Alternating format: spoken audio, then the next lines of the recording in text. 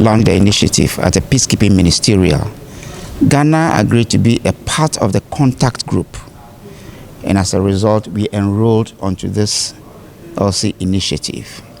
Now, the initiative, apart from its aim, has 6 main components. One is targeted research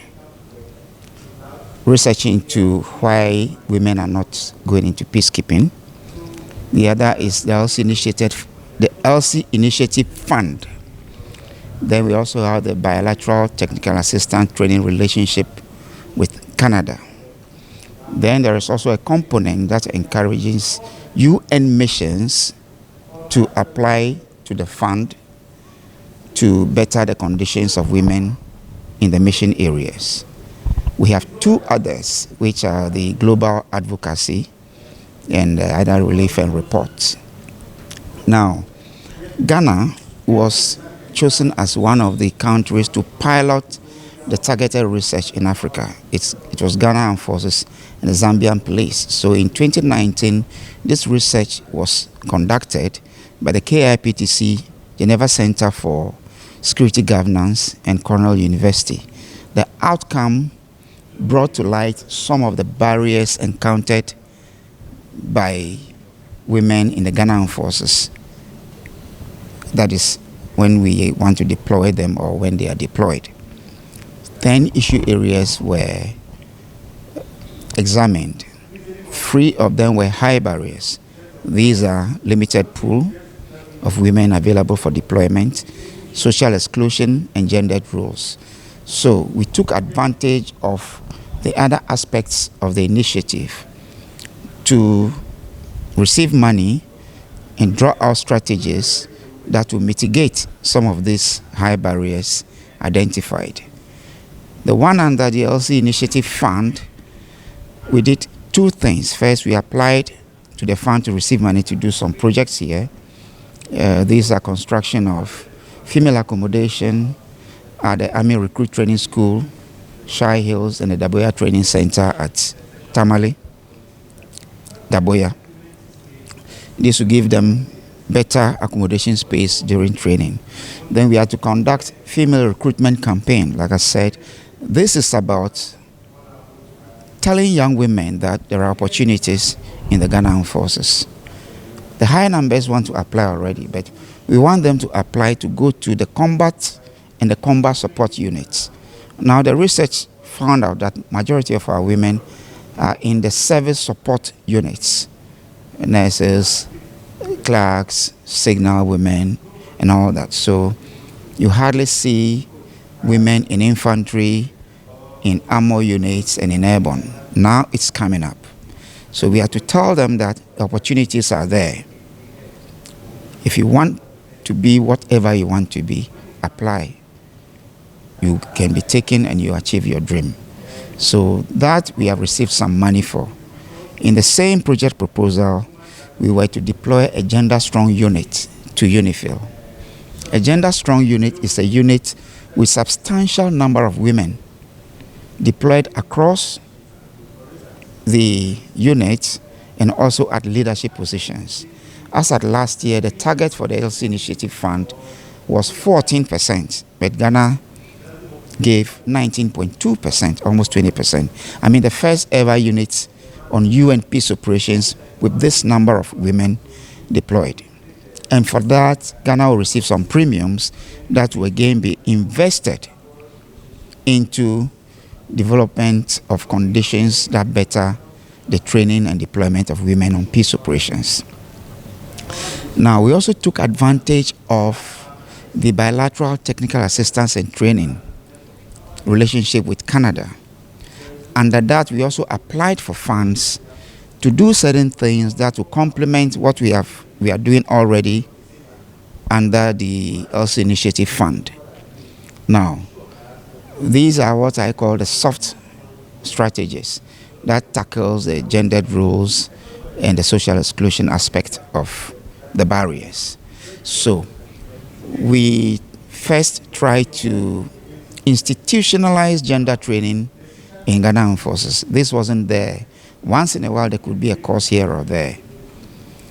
Now, we identified 4 levels which we can do this. The basic entry level for recruits and officers, young soldiers level and young officers level, senior NCOs course levels and junior staff course division, and then sergeant majors courses, and then senior staff course for officers. So by doing this, we expect that by the time any soldier comes into the system and operates for 4 or 5 years, you would have been gender aware, and your culture would have been influenced, and you will create a better or a gendered working conditions for everybody in the Ghana Armed Forces.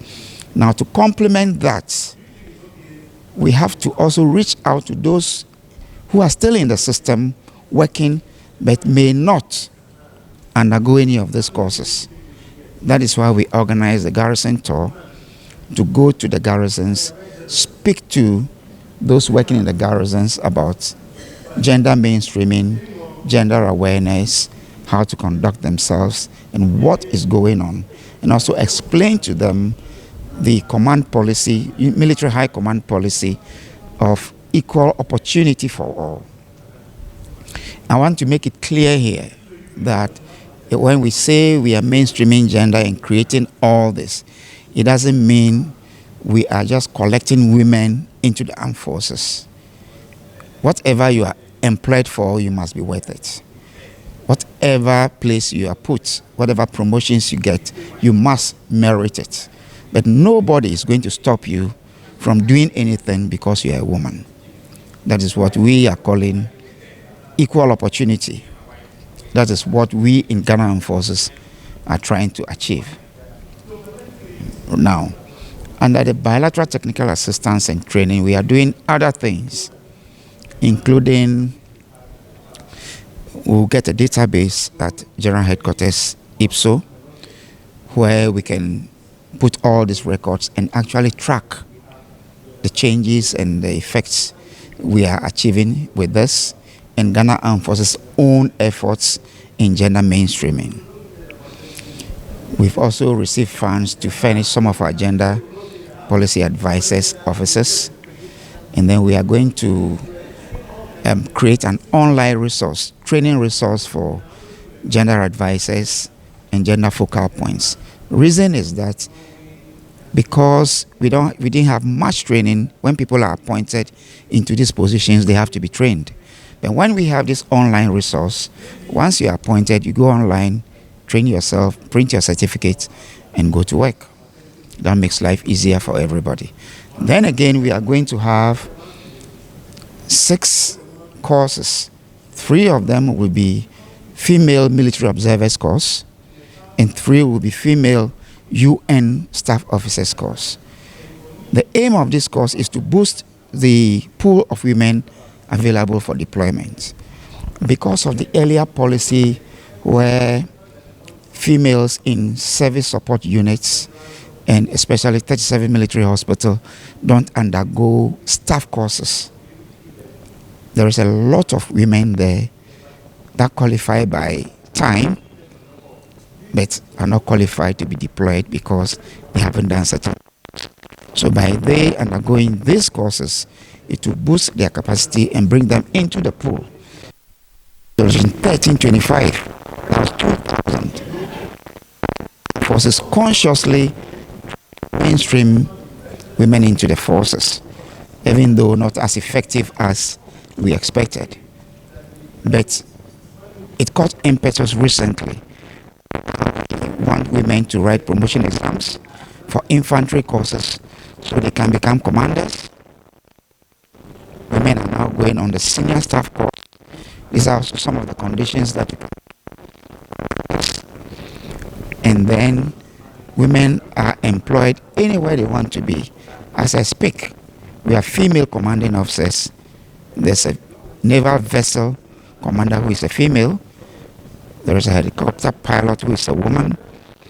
Recently, 37 military hospital commanding officer is a woman. And then defense transport battalion commander is a woman. So it's all coming. And it's coming even faster than we expect. Now, we also have gender policy advisor, the chief of staff appointed. Following that, base headquarters and command headquarters, and then gender focal points appointed to units. So we have places now people can walk into, receive explanation, deal with their issues of reporting abuse and all those kind of things. So Ghana Armed Forces on its own has done a lot, and the efforts of the Elsie initiative is complementing what we are doing. And we are doing all this year, even though we are talking of peacekeeping, because Ghana Armed Forces is a professional armed forces, and people are nominated from within the force to go on peace operations. So therefore, we have to prepare the home so that when we get on peace operations,